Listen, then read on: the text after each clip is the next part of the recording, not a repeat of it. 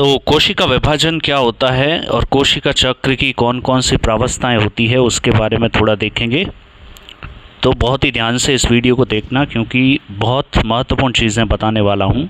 कोशिका चक्र होता क्या है, सबसे पहले ये समझते हैं। कोशिका चक्र का मतलब ये होता है जब एक कोशिका विभाजित होकर के दो कोशिकाएं बनाती है तो उसमें जो समय लगता है उसे पूरे समय को ही बोलते हैं हम कोशिका चक्र। उसमें जो जो बदलाव आते हैं वो सभी इसमें शामिल होते हैं।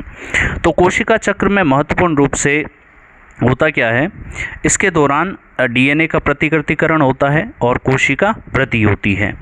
और डीएनए इसके अंदर कोशिका विभाजन होता है, डीएनए प्रतिकृति हो गया और कोशिका वृद्धि एक दूसरे के साथ क्या होते हैं, समायोजित होते हैं। और संतति कोशिकाओं में जब इनका विभाजन होता है तो इसका जो डीएनए होता है वो बराबर दो भागों के अंदर बढ़ जाता है, ठीक है। और इसके पश्चात दो ऐसी कोशिकाएं बनती है जो एकदम समान होती है और निश्चित मात्रा के अंदर होती है, उसे हम संतति कोशिकाएं या डॉटर सेल्स कहते हैं। अब आगे समझते हैं कि कोशिका की जो वृद्धि होती है उसके साथ साथ कोशिका द्रव्य की भी वृद्धि होती है और डीएनए का संश्लेषण भी होता है। ताकि डीएनए का संश्लेषण कितना होगा वो भी समझते हैं। वो एकदम से क्या होता है, 2x होता है या जिसे हम 2n भी बोलते हैं। 2n मतलब डबल होता है। क्यों? क्योंकि उसे वापस से संतति कोशिकाओं में आधा आधा होना होता है, ठीक है। तो अब ये सारी घटनाएं होती है, इन सभी घटनाओं को ही हम क्या बोलते हैं, कोशिका चक्र कहते हैं। तो कोशिका चक्र की जो प्रावस्थाएं होती है उसमें हम देखेंगे कि दो एग्जाम्पल है। एक तो हम यीस्ट का लेते हैं। यीस्ट की कोशिका विभाजित होने में 90 मिनट का समय लेती है और जबकि मनुष्य या मानव की जो कोशिका होती है वो विभाजित होने में 24 घंटे का समय लेती है। तो अब समझते हैं कि ये जो कोशिका चक्र की प्रावस्थाएं होती है इसमें मुख्य रूप से दो मूल प्रावस्थाएं होती है। एक तो होती है अंतरावस्था जिसे इंटरफेज कहते हैं और दूसरी हमारी जो प्रावस्था होती है उसे हम एम फेज या सूत्री विभाजन या माइटोसिस कहते हैं।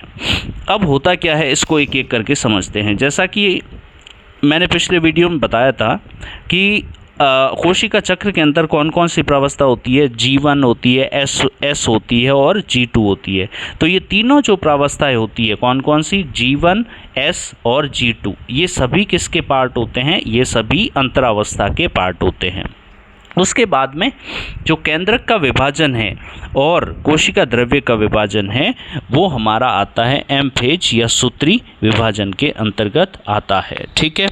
तो सबसे पहले एक एक करके समझते हैं। अंतरावस्था या जिसे इंटरफेज कहते हैं वो क्या होती है।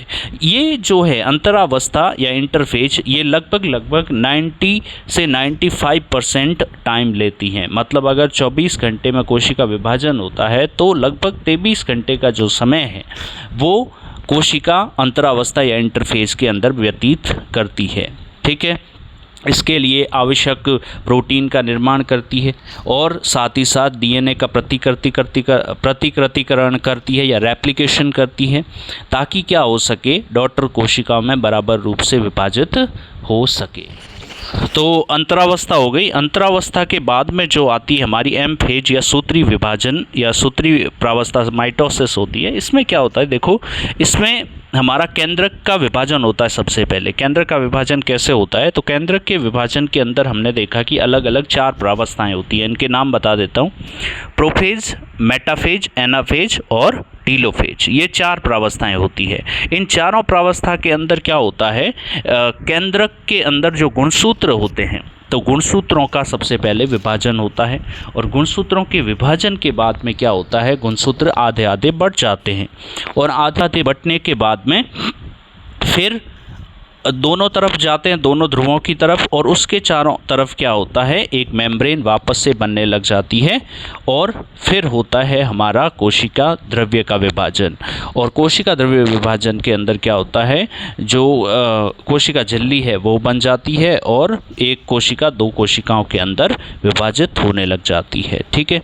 तो इस तरीके से ये हमारा विभाजन होता है। एक बार वापस से बता देता हूँ, जो इंटरफेज होती है उसमें सबसे पहले जो जीवन प्रावस्था अवस्था होती है, इसमें आवश्यक प्रोटीन का निर्माण होता है जो गुणसूत्र के प्रतिलिपिकरण के लिए आवश्यक होता है। दूसरी जो एस फेज होती है, संश्लेषण अवस्था होती है, इसके अंदर क्या होता है कि हमारा जो डीएनए है इसका रेप्लिकेशन या प्रतिलिपिकरण होता है। मतलब अगर पहले डीएनए का जो मात्रा है वो n है तो वो एस प्रावस्था के अंदर क्या होता है 2n हो जाता है। मतलब अगर पहले 23 है तो डबल होकर के 46 हो जाते हैं।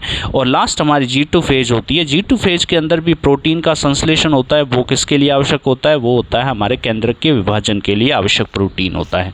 तो इस तरीके से हमने देखा कोशिका चक्र की अलग अलग प्रावस्थाएं किस तरीके से काम करती है।